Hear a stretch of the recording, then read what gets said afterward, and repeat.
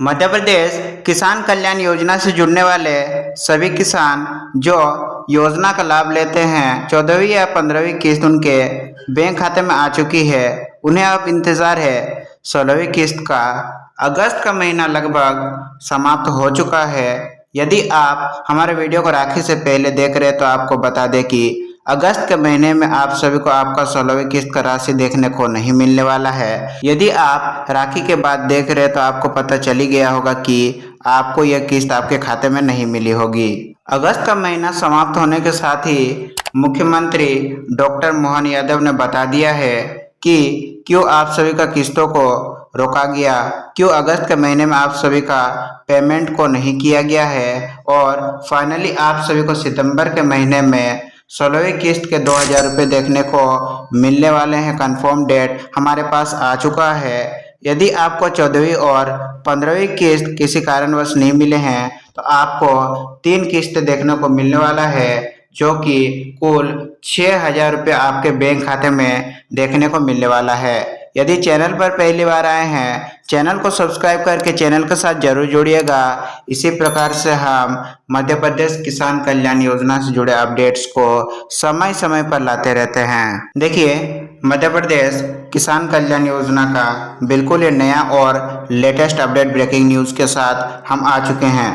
मध्य प्रदेश के किसानों के लिए इस समय की सबसे बड़ी खबर मुख्यमंत्री किसान कल्याण योजना की 16वीं किस्त को लेकर के है। 27 जुलाई 2026 को खंडवा में आयोजित बलराम कृषि महोत्सव के दौरान मुख्यमंत्री डॉक्टर मोहन यादव ने बड़ा भुगतान किया। इस दौरान लगभग 83 लाख से अधिक किसानों के बीच राशि का हस्तांतरण किया गया। बैंक खातों में लगभग 3308 करोड़ रुपए से ज़्यादा की राशि को डीबीटी के माध्यम से सिंगल क्लिक के माध्यम से ट्रांसफर किया गया और इन किसानों को 14वीं और 15वीं किस्त का संयुक्त भुगतान यानी कि 4000 रुपये उनके बैंक खाते में देखने को मिले। कई किसानों को उम्मीद थी कि 19 अगस्त के रक्षाबंधन के अवसर पर 16वीं किस्त भी जारी कर दी जाएगी, लेकिन अगस्त में ऐसा नहीं हुआ। इस दौरान सरकार का बड़ा फोकस मुख्यमंत्री लाडली बहना योजना और भावांतर भुगतान योजना पर रहा और जितने भी लाडली बहना योजना का लाभ लेती है उनके बैंक खाते में 1750 रुपये करके ट्रांसफर कर दिए गए हैं। रक्षाबंधन के अवसर पर 250 रुपये का शगुन भी ट्रांसफर किया गया। जुलाई के महीने में 14वीं और 15वीं किस्त मिलने के बाद अब किसानों को 2000 रुपये की 16वीं किस्त का इंतजार है। उपलब्ध भुगतान चक्र और वर्तमान परिस्थितियों को देखते हुए सितंबर 2026 में किस्त आने की संभावना जताई जा रही है और बताया गया है कि किस डेट को आपके बैंक खाते में किसान कल्याण की अगली किस्त यानी कि 16वीं किस्त के 2000 रुपये आपके बैंक खाते में देखने को मिलने वाले हैं।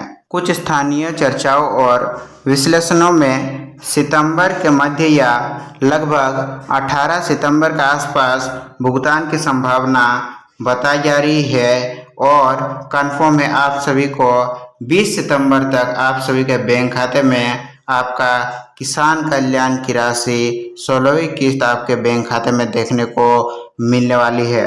16वीं किस्त सितंबर में आने की संभावना क्यों बन रही है? देखिए, सितंबर के बाद किसानों को खरीफ फसल की कटाई और आने वाले रबी सीजन की तैयारी करनी होगी।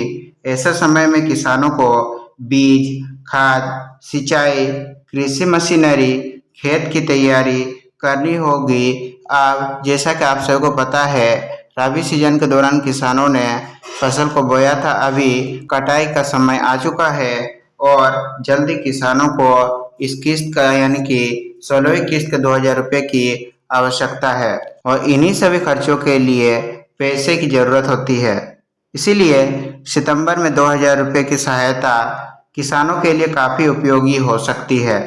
रक्षाबंधन के अवसर पर लाडली बहना योजना की 39वीं किस्त के तहत पात्र महिलाओं को नियमित राशि के साथ अतिरिक्त राशि शगुन भी दिया गया।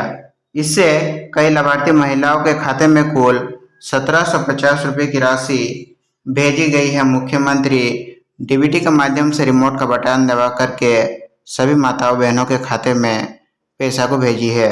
इसका असर ग्रामीण अर्थव्यवस्था पर भी पड़ा, क्योंकि किसान परिवारों में महिलाओं के खाते में आने वाली यह राशि घरेलू जरूरतों और स्थानीय बाजार में खर्च होती है। अगस्त में किसान कल्याण योजना की 16वीं किस्त नहीं आई, लेकिन इसका मतलब ये नहीं कि किसानों के लिए सरकार की ओर से कोई भुगतान नहीं हुआ है। भावांतर भुगतान योजना के माध्यम से सोयाबीन समेत अन्य कृषि उपज के किसानों को मूल्य अंतर की भरपाई भी की गई है। कुछ क्षेत्रों में बड़े स्तर पर भुगतान किए जाने की जानकारी भी सामने आई है। देखिए, उदाहरण के तौर पर देवास क्षेत्र में लगभग 1.33 लाख किसानों को करीब 233 करोड़ रुपए ट्रांसफर किए गए। इंदौर संभाग में लगभग 1.34 लाख किसानों को करीबन 249 करोड़ और रतलाम जावरा क्षेत्र में लगभग 3.77 लाख किसानों को करीब 810 करोड़ रुपए के भुगतान का उल्लेख किया गया है। इसका उद्देश्य किसानों को बाजार भाव और निर्धारित समर्पण मूल्य के बीच के अंतर से होने वाले नुकसान से राहत देना है। यानी अगस्त में किसान कल्याण योजना की किस्त का इंतजार जरूर रहा, लेकिन कृषि क्षेत्र में दूसरी योजनाओं के माध्यम से भी बड़ी राशि का प्रभाव हुआ है और अलग अलग जिलों में मुख्यमंत्री कार्यक्रम के दौरान किसान भाइयों के खाते में अलग अलग योजनाओं के तहत राशि को ट्रांसफर लगातार कर रहे हैं। अब बात करते हैं उस काम की जिसे हर किसान को समय रहते पूरा कर लेना बहुत ही ज़्यादा जरूरी कर दिया गया है। देखिए, सरकार कृषि योजनाओं के वितरण को डिजिटल बनाने के लिए एग्री स्टॉक और फार्मर रजिस्ट्री जैसे व्यवस्थाओं पर जोर दे रही है। किसानों के लिए आधार, जमीन के रिकॉर्ड और अन्य जरूरी जानकारी का सही तरीके से लिंक होना भविष्य के भुगतान के लिए महत्वपूर्ण हो सकता है। साथ ही किसानों को यह भी सुनिश्चित करना चाहिए कि क्या उनका पीएम किसान ई-केवाईसी पूरी है, क्या उनका पीएम किसान समय से मिलता है, क्योंकि पीएम किसान का राशि और एमपी किसान कल्याण का राशि इसी बात पर निर्भर करता है कि आपका पीएम किसान सूची पर नाम दर्ज है कि नहीं, क्योंकि दोनों पोर्टलें एक साथ लिंक होने की वजह से यदि एक भी किस्त यदि आपकी रुकती है तो दोनों ही किस्तें रोक दी जाती है। देखिए, बैंक खाते में आधार सीडिंग सही हो यह भी जरूरी किया गया है। एनपीसीआई के माध्यम से डीबीटी सक्रिय हो, डीबीटी के माध्यम से राशि को ट्रांसफर किया जाता है। इस वजह से ये चीज़ें भी सही होना बहुत ज़्यादा जरूरी किया गया है। आधार और ज़मीन के रिकॉर्ड में नाम सही हो, फार्मर रजिस्ट्री से जुड़ी आवश्यक प्रक्रिया पूरी हो। अगर इनमें कोई भी समस्या हो तो भुगतान अटक सकता है, रुक सकता है या वापस जा सकता है। अगर जुलाई में 4,000 रुपये नहीं मिले हैं या पिछली किस्त का भुगतान अटका हुआ है तो आपको क्या करना होगा, कैसे आपका रुका हुआ समस्त एमपी किसान कल्याण योजना की किस्तें आपके बैंक खाते में मिल पाएंगी। तो सबसे पहले आपका स्टेटस को आपको जांचना होगा। अपना आधार नंबर, बैंक खाता, पीएम किसान की जानकारी और ई-केवाईसी स्थिति जरूर चेक करें।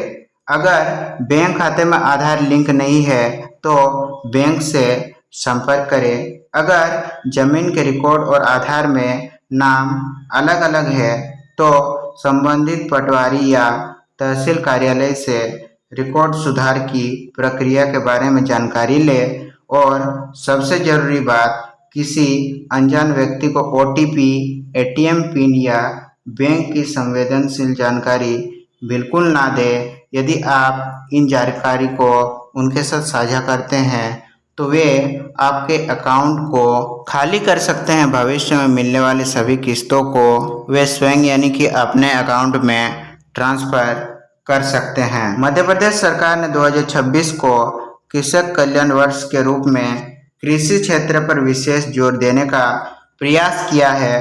बजट में कृषि और उससे जुड़े क्षेत्रों के लिए बड़े स्तर पर प्रावधान किए गए हैं। इनमें किसानों को प्रत्यक्ष सहायता के साथ साथ सिंचाई, ऊर्जा सब्सिडी, सौर पंप, कृषि ऋण और बाजार सुरक्षा जैसे क्षेत्रों पर भी ध्यान दिया जा रहा है। इसका मतलब है कि सरकार की कृषि नीति अब केवल किस्त देने तक सीमित नहीं रही है। किसान सभी प्रकार की योजनाओं का लाभ ले सके, ये कोशिश मध्य प्रदेश सरकार, मुख्यमंत्री डॉक्टर मोहन यादव की सरकार कर रही है।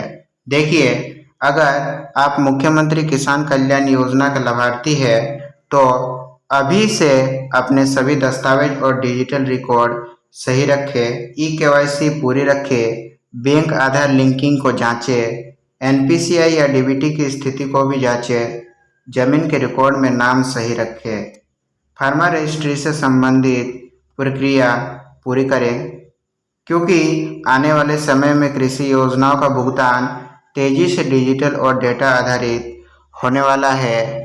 मुख्यमंत्री डॉक्टर मोहन यादव चाहती है कि जितने भी पात्र किसान हैं, किसी भी पात्र किसान के खाते में राशि रुकनी नहीं चाहिए। सभी पात्र किसानों को समय पर किसान कल्याण की राशि और किसान योजना से जुड़ी सब्सिडियां समय समय पर मिलती रहनी चाहिए। यदि आपको वीडियो पसंद आया हो तो इसे ज़्यादा से ज़्यादा किसान भाइयों के साथ शेयर करें ताकि उन्हें भी इन्फॉर्मेशन मिल सके, और कमेंट में बताएं कि आपको आपका 14वीं और 15वीं किस्त के 4,000 रुपये मिले हैं या नहीं। हम मिलेंगे किसान कल्याण योजना से जुड़े अगले अपडेट वीडियो में। तब तक के लिए आप सभी के दिन शुभ हो। वीडियो में अंत तक जुड़े रहने के लिए आप सभी का धन्यवाद।